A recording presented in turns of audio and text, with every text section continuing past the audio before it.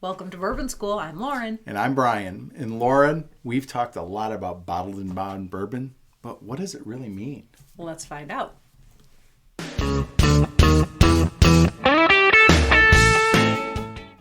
So, bonded bourbon represents a really nice proof point and price point in most cases for any bourbon drinker out there. But before we get into these bottles here, tell us a little bit about what it means when something is bottled in bond.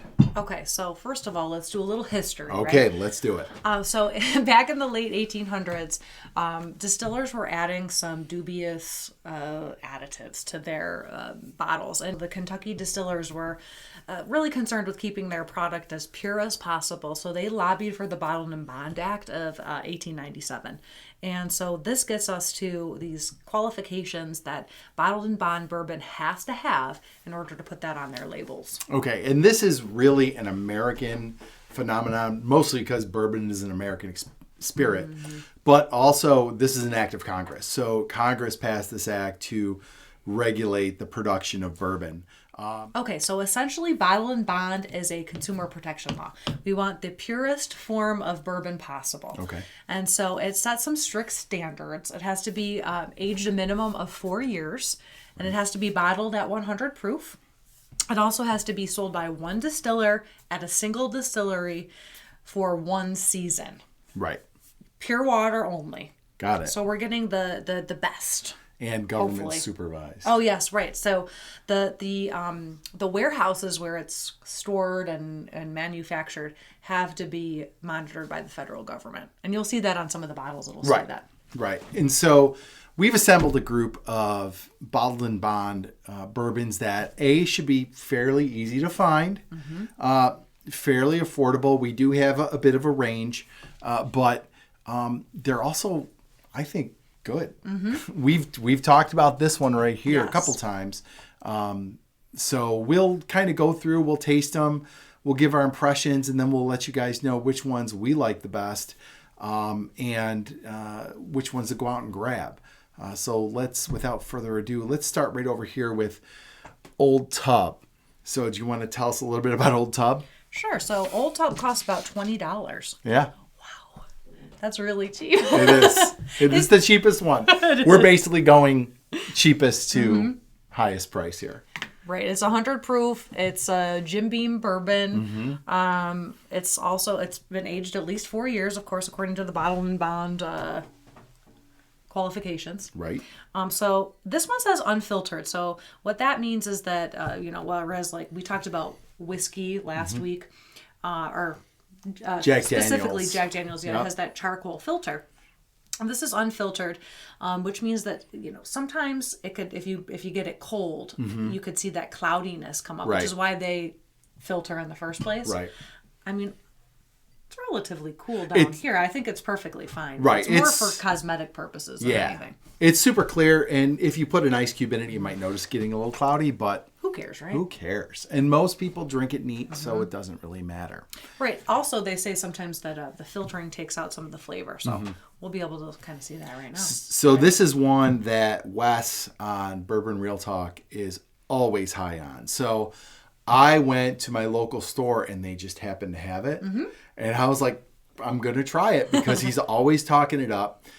So like we said, $20 at our store right down the street. And $20 for 100 proof. You can't do much better. Can't beat that with a stick. Let's try it out.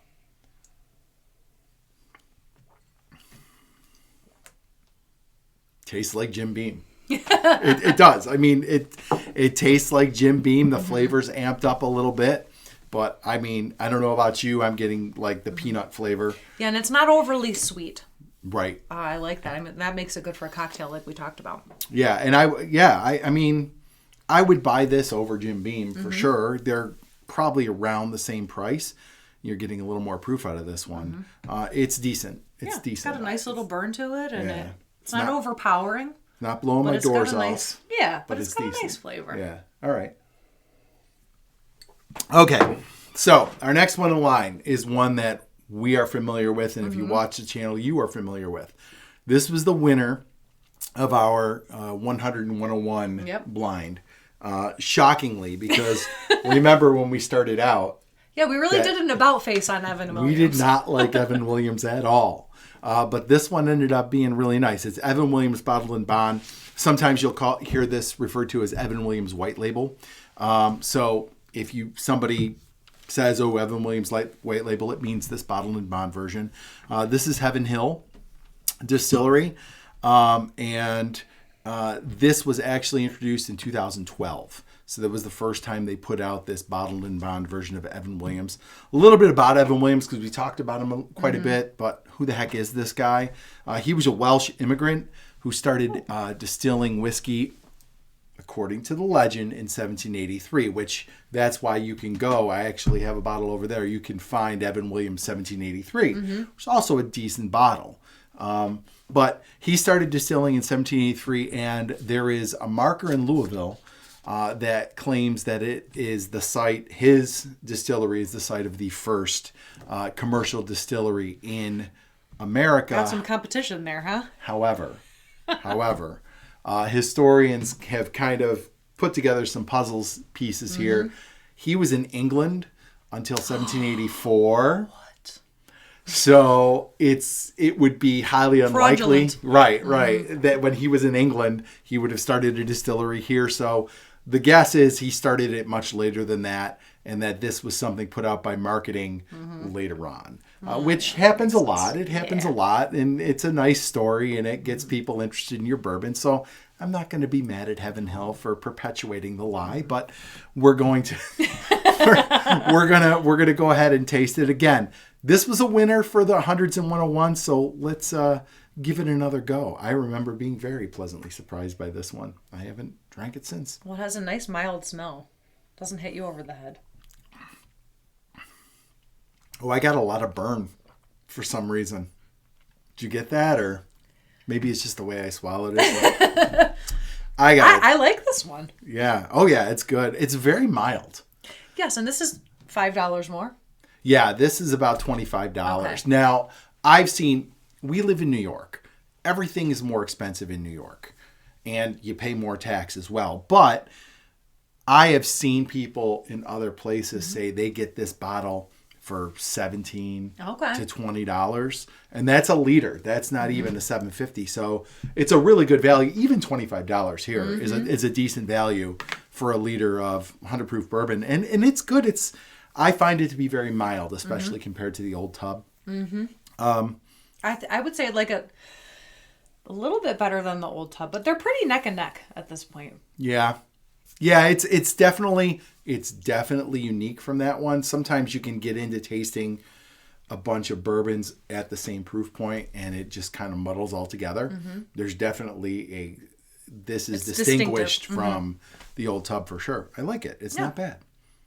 All right, Brian, what do we have up next? All right, so next up is this pretty little purple bottle here, Early Times Bottled and Bond. And this is another one that's real hot amongst bourbon drinkers right now because I've seen it a lot. It is a lower cost. It's still 100 proof, and it has a really nice pedigree coming from first Brown Foreman and now Sazerac Buffalo Trace.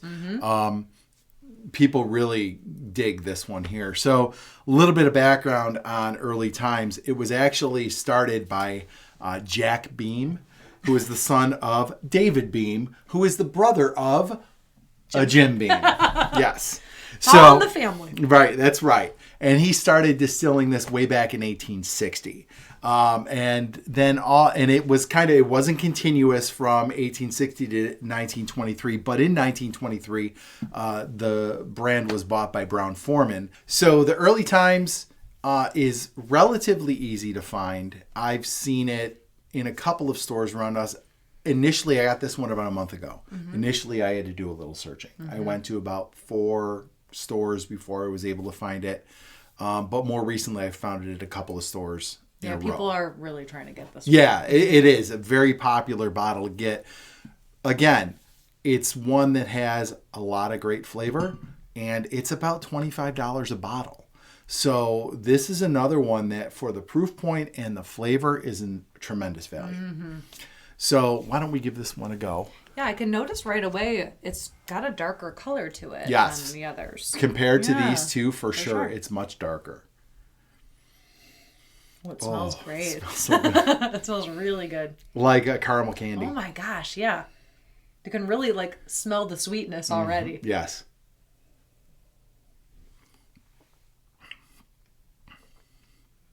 Oh, that's really good. It has, that's really good. It has like all of the kind of Old Forester Brown Forman trademarks in it. And when I taste it, I taste a lot of Old Forester notes in it. Oh yeah, for sure. And I love it. It has no burn at all. No.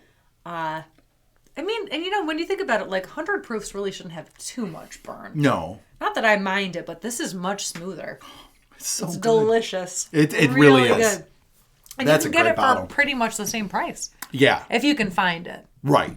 And again, our whole deal is we want to talk about stuff that should be easy to find. I think this should still be easy to find. Actually, I saw this at my local liquor. Okay. Mm-hmm. But if you have to go to 2 or 3 liquor stores, shop around. I don't think that's hard to find. No. Like, to me, hard to find is it gets into the store, it's gone in a day. And there's a line. And you don't see it again for months. Yeah. So I would still consider this easy to find. Yeah. Go to a few liquor stores around and you'll probably find it. Do not get this one. Okay? Get the one with the purple label. Because early times, there is like just early times. No bueno. Okay. Purple label bottled in. Good All right. Is Last that up. purple, Brian? Are you going to shame me for being colorblind? Okay, he's colorblind. This is blue. Thank you. Love you, but it is definitely a blue color. Yeah. Thank you for publicly shaming me for my handicap. Let's just move on to the next. Let's just move on to the next one. All right, so our last one is Heaven Hill. Here you go, my dear. Thank you. And this one is our most expensive at $50. Mm-hmm. It's also the oldest at 7 years. Right. So while the bottle and bond has a minimum of 4, it can also be aged beyond that. So we're going to expect more flavor here, hopefully. Do you want to try it? This is our only age-stated bottled and bond bottle up here. All right, let's go for it. We'll see if this tastes like Evan Williams. It's Heaven Hill again, so I don't know if they'll be similar, subtle differences. It's got a tingle to it. It's definitely, it's not as harsh as these two. Right. I agree. Kind of an in-betweener. But Brian, I've got to say. Yeah, I think we'll get there. But I do think getting ahead of myself here. It tastes like this, but you got 7 years on it, so it's got a smoother finish. It doesn't, like this one here had kind of a funky, like it's that same thing I get in the Wild Turkey 101, that like weird, odd, almost artificial tasting finish. You get that a little bit on this one. You don't get it on this one.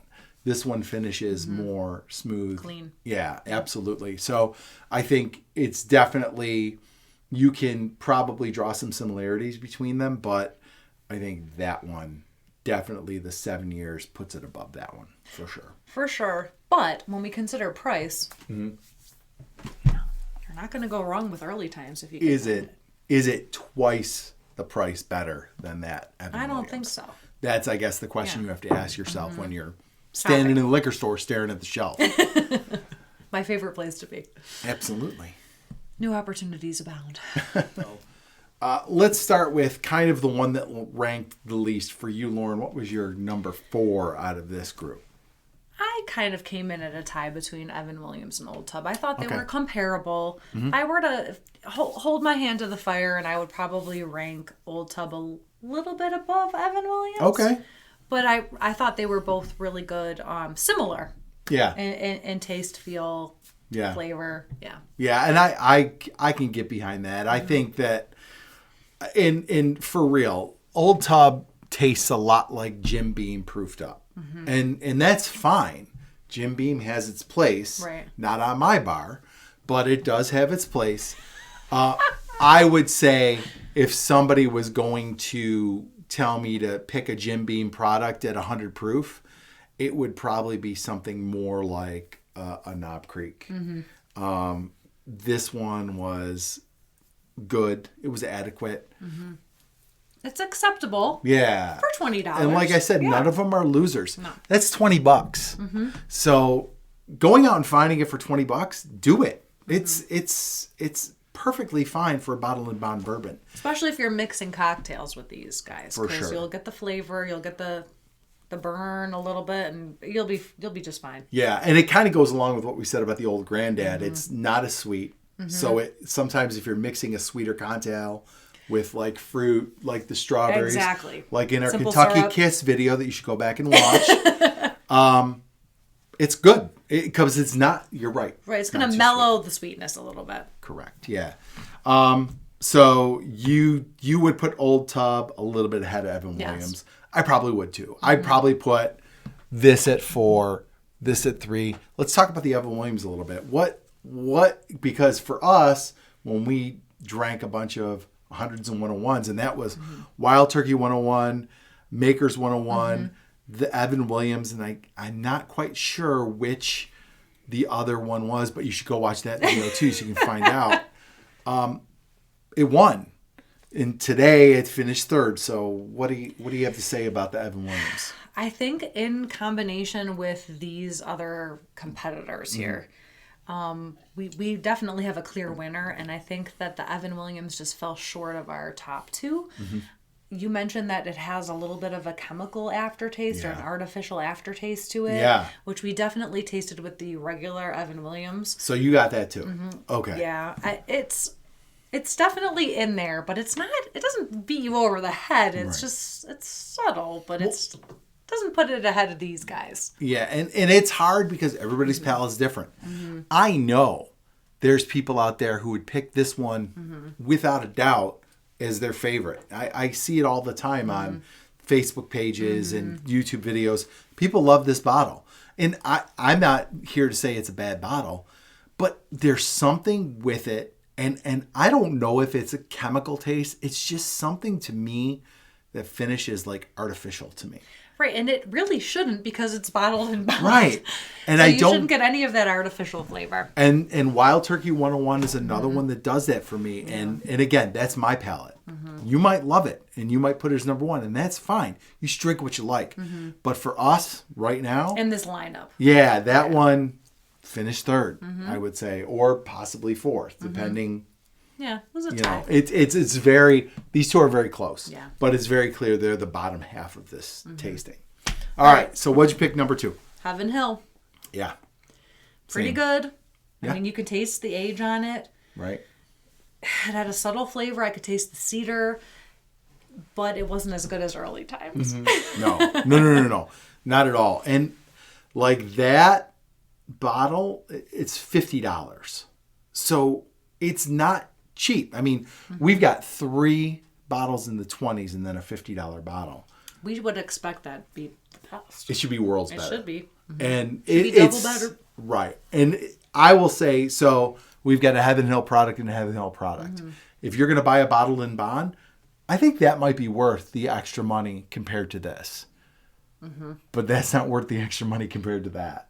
No. Tell us about early times. No, my goodness. And it's Blue Label. By the way, I'll point out it's a little bit lower than it was. No, you're right. And we have the light. So, okay, I'll excuse but why you is this that? time. But why is it lower? Because who had some? Our producer. Our producer, my wife, has had more than 2 pours of bourbon this week. So we're slowly converting her. And if she did say she could smell the sweetness and she loved the caramel taste of early times. So this is a clear winner for us. I mean, it was 100%. Oh my gosh. It was just so good. I leaps and bounds ahead of the other ones, and especially when you consider the price on it. Yep. It was delicious, and if you can pick it up, definitely grab it. Yes. If you like what we're doing here at Bourbon School, please like, subscribe, and share this video with your fellow bourbon drinkers. Don't forget to comment below with your favorite bottled and bond bourbon. Let us know what you think about these, or if you have a recommendation, let us know in the comments. And now let's cheers with our early times bottled and bond. Cheers. Cheers.